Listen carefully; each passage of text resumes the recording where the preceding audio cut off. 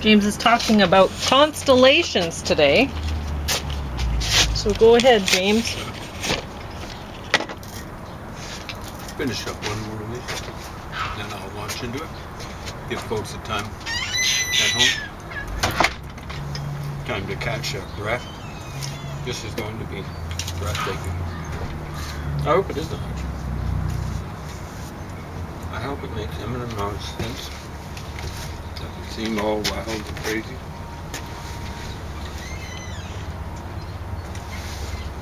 I'm going to roll up my shirt sleeves. Actually, I'm not. It's a little warm out here. You can see the sunshine.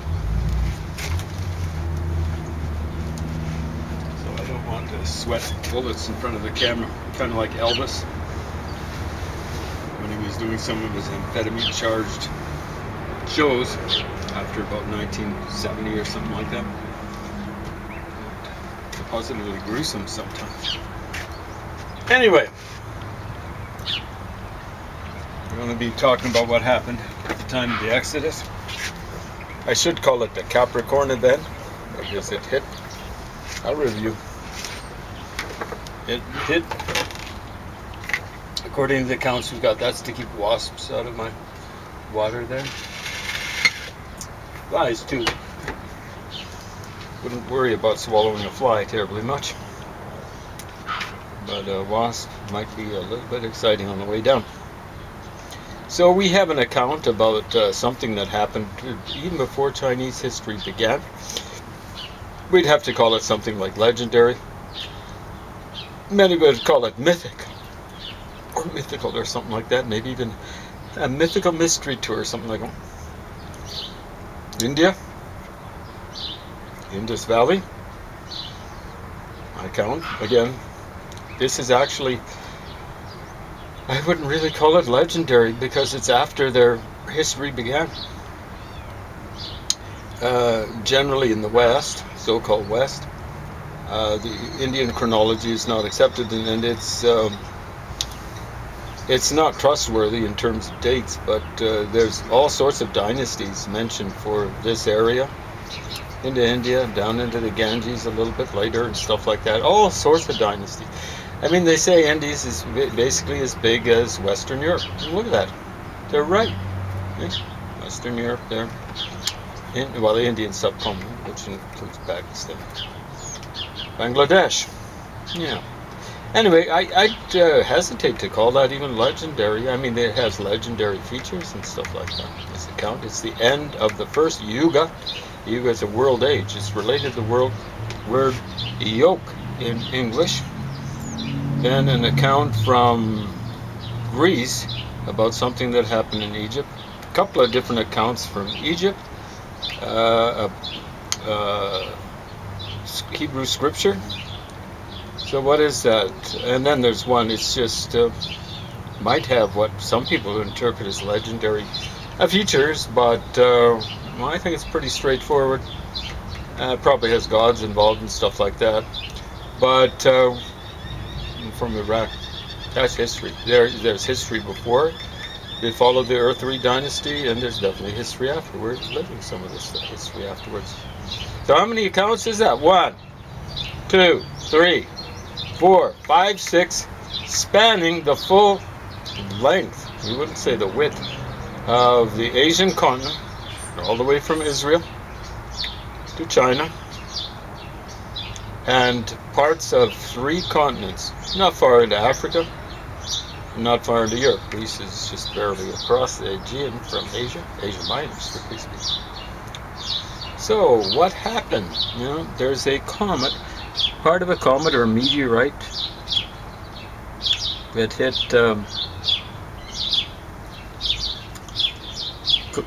created a big crater at the bottom of the Indian Ocean at 60 degrees east, 30 degrees south, approximately. I think it's 61 east and 30 something south. There. Created a big wave in Madagascar, misdated as it turns out, to 2350 according to the shells. You know, like it's water deposited, and it's at least 100 feet high. I think it's actually 100 meters high, but I don't want to overstate the case. And it was obviously laid down by water because it has shells in it. I presume they're ocean shells. I don't think they'd make a mistake like that. And so that's the tidal wave. It's not that far away from the source, but I suspect part of that tidal wave made it into the Red Sea. More direct hit India would have taken from a tidal wave coming up the Red Sea. Sorry about that. Would have to kind of take a left-hand turn and then a right-hand turn. So I don't know how strong it would have been when it reached the head of the Red Sea. But the head of the Red Sea, this Gulf here, the Gulf of Suez, is pretty flat. You know, like it probably was pretty flat then. I think it's been splitting over the course of the ages. But I don't think there's been that much difference.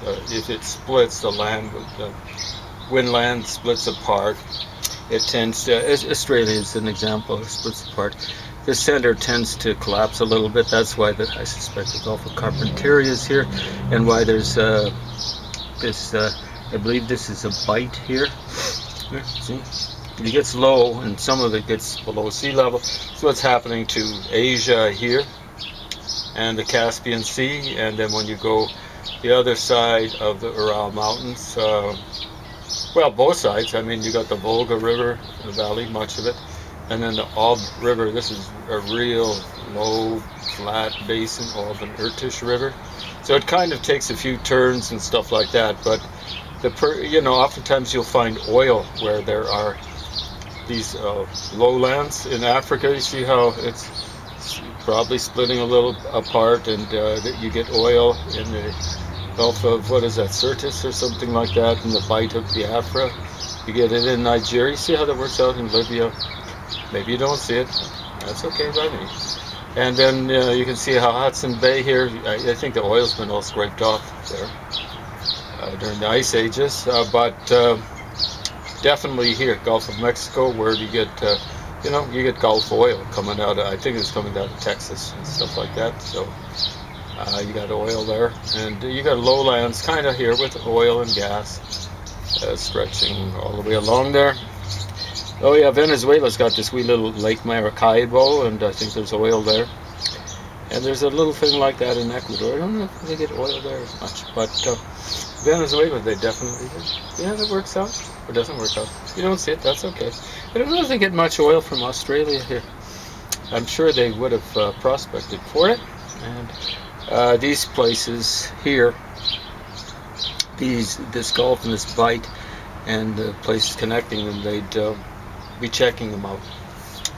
So what happened? Wait, like all of these reports of something weird happening are tied in with Capricorn, except in China. It's Eta Aquarius. So I'll just show you, when I first saw that, that was the last tradition I checked out. I said, well, it's going to have to be, they're saying there's all sorts of celestial imagery. And they're dealing with this thing called the legend of the 10 sons, in translation, of course. And I was going, okay, it's going to involve Capricorn, and it involves Yin, I believe it's called, which is just a star, and it's not in our Aquarius. Okay? It's not in our Aquarius. But I noticed after a while, I said, well, they're right together, Aquarius and Capricornus. So this, I believe, this is a translation from a Scandinavian astronomy book, not so much a text. Make sure I get this in the camera there. So they translated the text, but they didn't translate the details on the maps. These are sky maps. So they have ecliptica instead of ecliptic. They got Scorpius instead of Scorpio. Sagittarius is okay. They got Capricornus instead of Capricorn. Aquarius is okay. But you can see, I was reading in the book, this is after I discovered this for myself, that Capricorn is too small. See, the ecliptic is the path where you get the zodiac on. See, these are figures in the zodiac: Aquarius, Capricorn, Sagittarius, Scorpio, and then you go on. The other side of Scorpio, I believe, is Libra. Other side of Aquarius, I believe, is Pisces. So you know, in this book, it was written over 100 years ago. I think it was published in the late 19th century, maybe early 20th. They were saying, you know, Capricorn's too short, and Aquarius, first one up here, it's too long. Pisces is way too long. It's, you know, it goes way up here, but the part it takes on the ecliptic is way too long. So what they've done is kind of chump some stuff up for Aquarius here, you know, to kind of make up for that. So 8 Aquarius is this star right here, as I recall. And there's a meteor shower that comes out of it, and they've correlated, some people at least have correlated tentatively, Halley's Comet. I don't really care one way or another about that correlation. If it's Halley's Comet, then Halley's Comet was a whole lot bigger, maybe 10 times bigger than all but one piece. Or I think it's supposed to be 3 pieces, kind of loosely connected by gravity, not much else. Big hunks of ice, just traveling through space together. But, right there. So what I'm saying to you is Aquarius is actually, this part of Aquarius, is actually for all of the ancients except the Chinese. The Chinese were much more specific. Their astronomy is a little bit different. Was considered Capricorn, okay? Part of Capricorn. And back then, the 1866, according to one source, is when the vernal equinox passed from Taurus into Aries, and I'm taking that as when the exodus happened. It might have been off by a few years. I dated it tentatively 1853, which is, when you're talking about 1866 versus 1853 BC, it's stunningly accurate. I'm sorry to blow my horn. I'm blowing it like a hurricane, but it's stunningly accurate. Because, you know, the Babylonian dating system or the Mesopotamian dating system for that period is pretty, it's not fixed in stone by any means. Definitely not fixed down to the year, not even to the decade.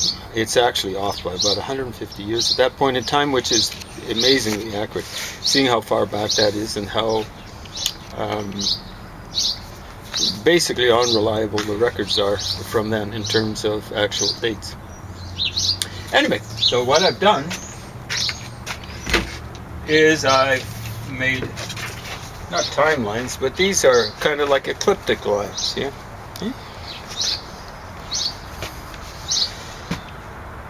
So this is the way, you imagine you're looking south or something like that. This is the way the thing would look from the Earth, starting from Taurus, and oh no, it wouldn't be that big.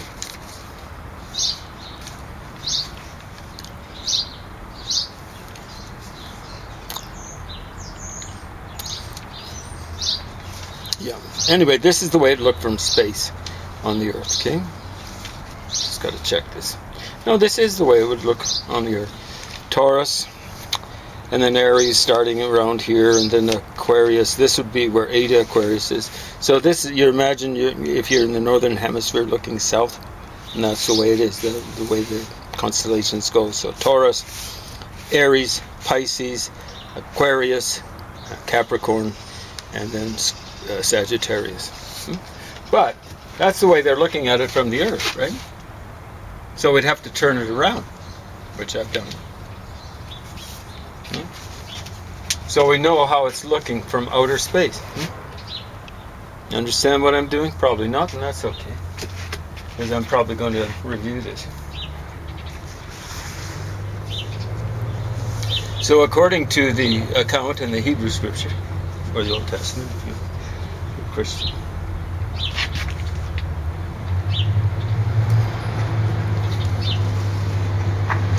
the tide started to move away.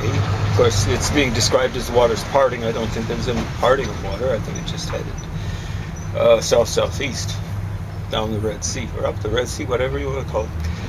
And, you know, I've done a little bit of research about a lot of things, but a little bit about tides. When a tidal wave is coming in, how much before the tide coming back, does it start retreating. And one account said it could be as long as an hour.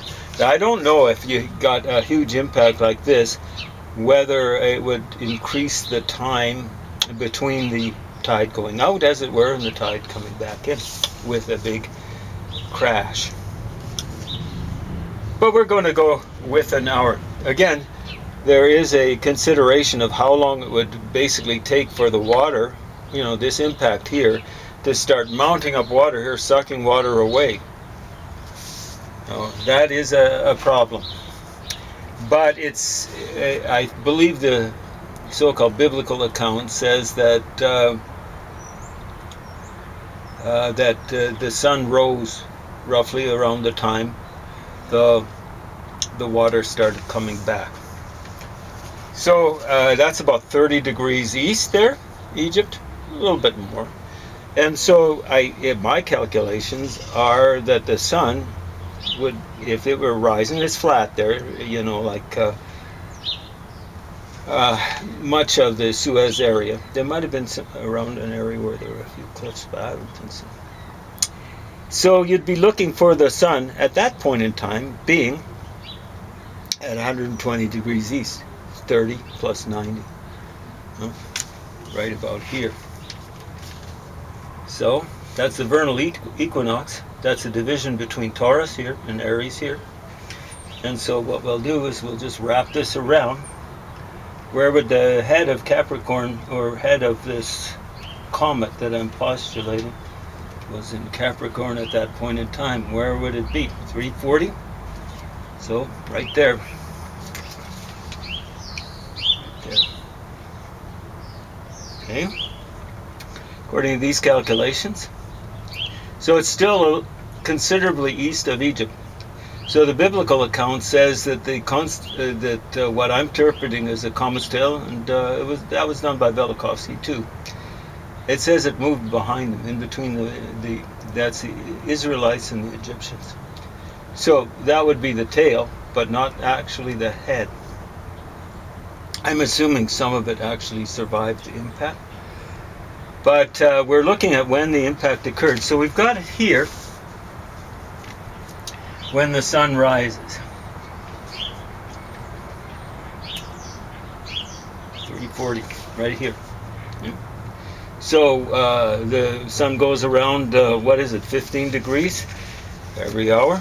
Does that make sense? 12 times 15 is 6 times 30. That's 180. It goes 30 degrees every hour. That makes sense? Yeah, exactly right.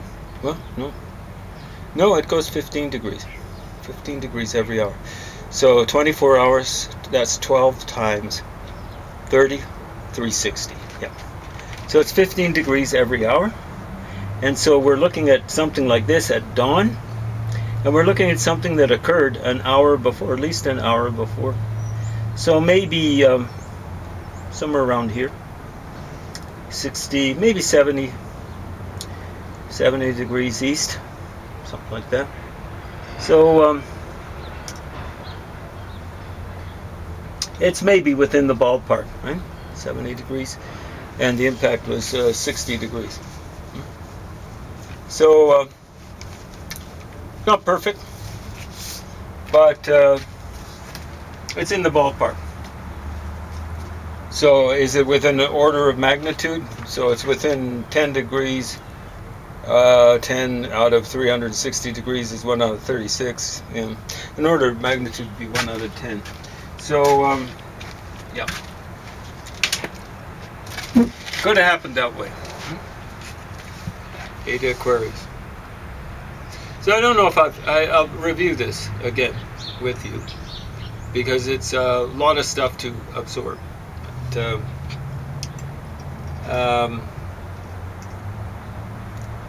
there you have it. I'm going to have to find how long the equivalent of seismic waves would take to move from this impact site in the Indian Ocean to the head of the Red Sea to start sucking back the water out. I presume it would have something to do with those kind of waves, but it would take some time. that probably means that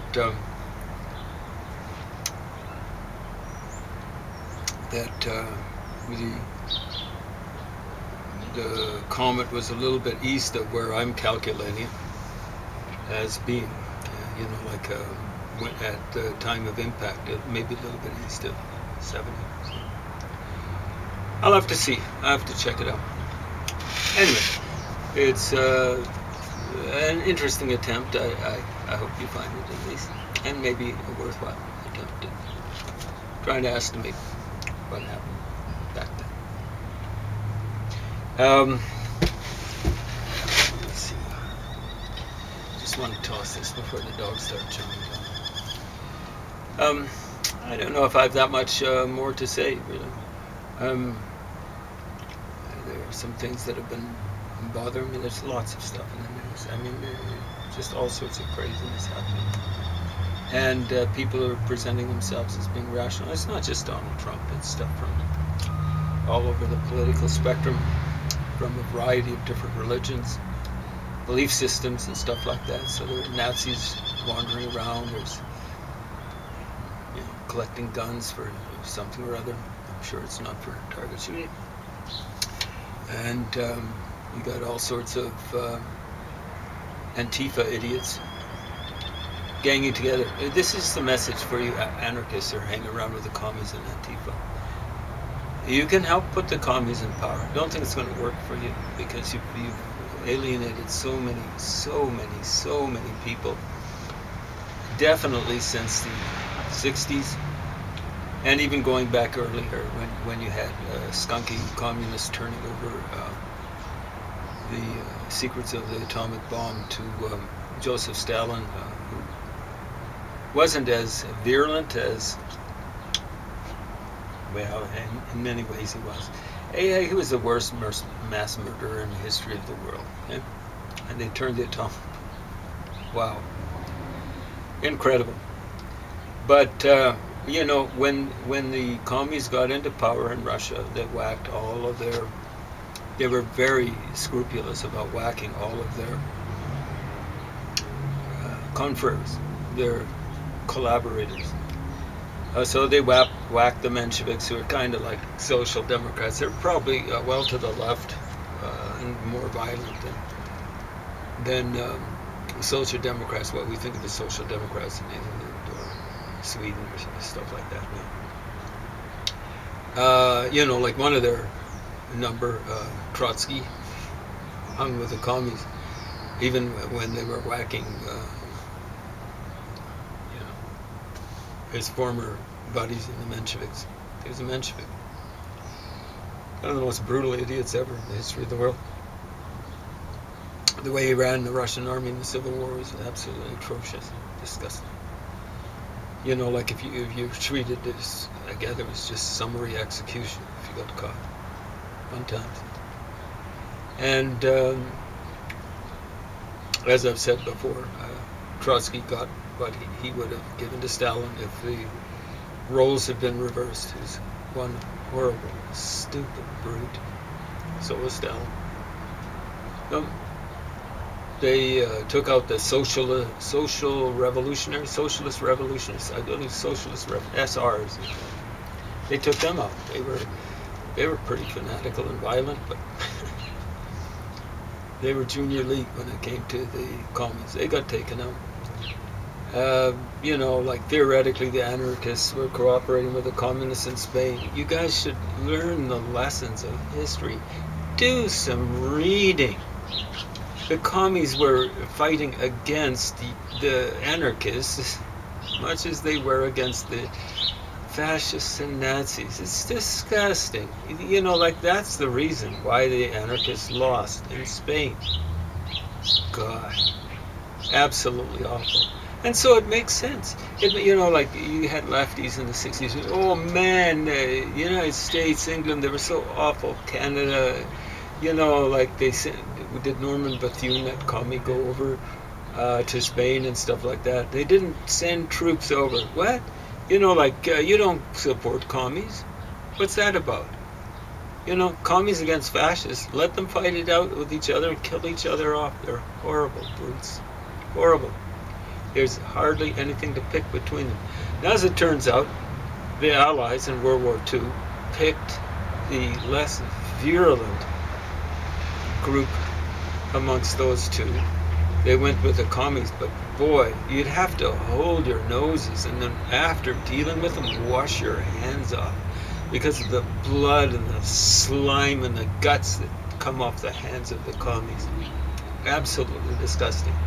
If they get into power, not so much when, they will kill you anarchists off to I would say a man or a woman or a person to a monster, because you guys are monsters too, you stupid idiots.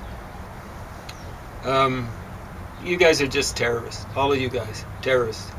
All the Nazis and fascists, you're terrorists too. State terrorists. Before you get into power, you're terrorists. No. Absolutely disgusting. I've said that before, but you're going to hear it again and again and again, because the stupidity continues. It gets worse. Yeah. Anyway, I don't know if I've got that much time left. Probably a whole lot. I don't have much to say. I have too much to say, really.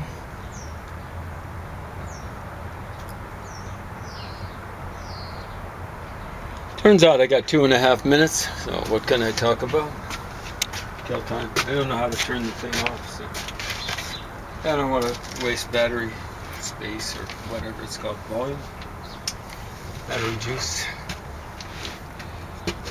What's been bothering me?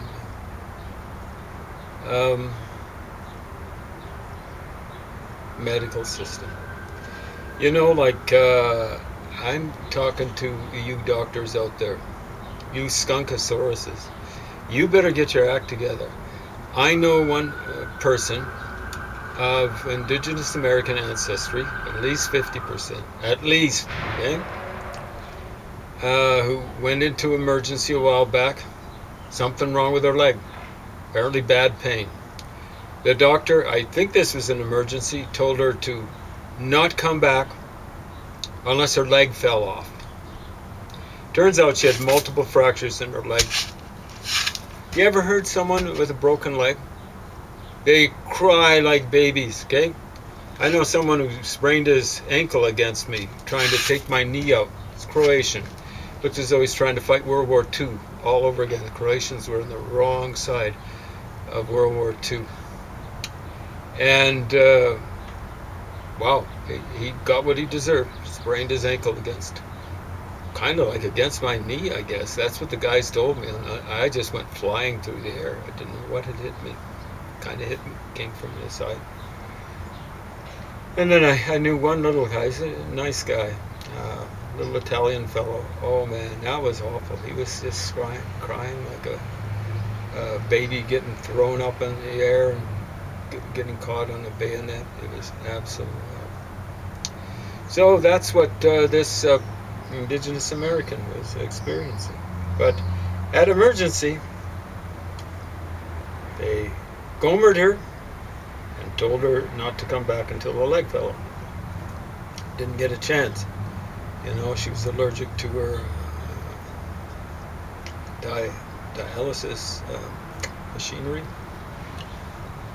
And they sent her home. She should have been in hospital just because she was allergic to that machinery.